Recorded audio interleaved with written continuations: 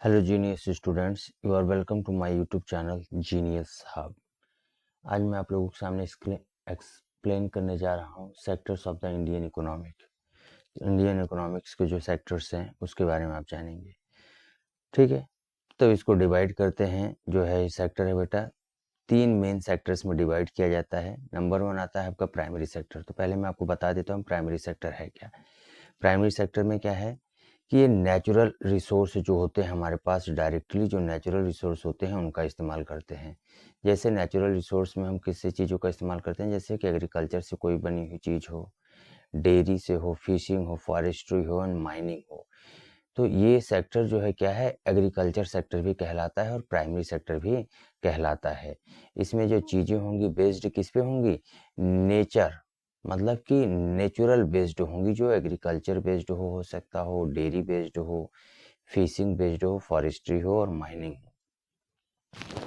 ठीक है, दूसरा इसी के साथ आ जाता है आपका जो है कि सेकेंडरी सेक्टर। तो सेकेंडरी सेक्टर जो है आपका, देखिए ये मैन्युफैक्चरिंग होता है।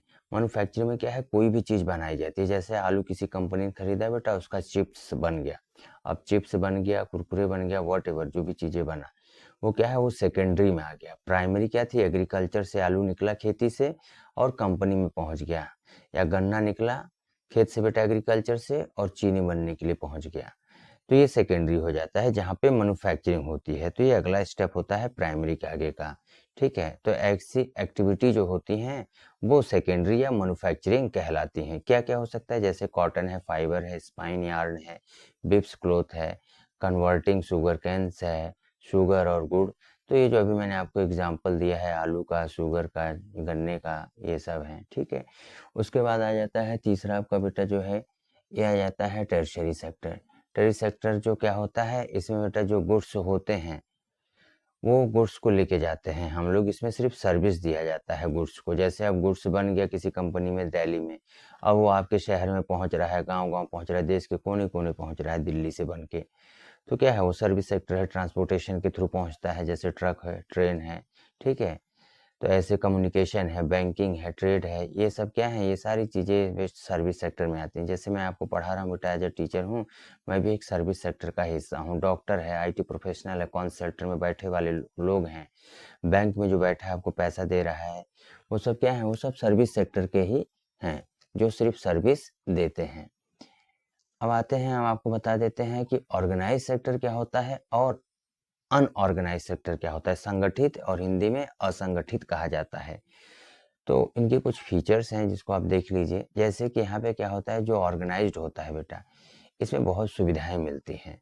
जैसे पहले में दे रहा है रजिस्ट्रेशन, कह रहा है registration by the government and follow it's rules and regulation. यहाँ पे जो है कि बेटा जो गवर्नमेंट रूल्स एंड रेगुलेशन देती है उसको फॉलो किया जाता है, और ये largely outside of the control of a government rules and not followed. यहाँ पे अनऑर्गेनाइज में कोनो रूल्स फॉलो नहीं होता है।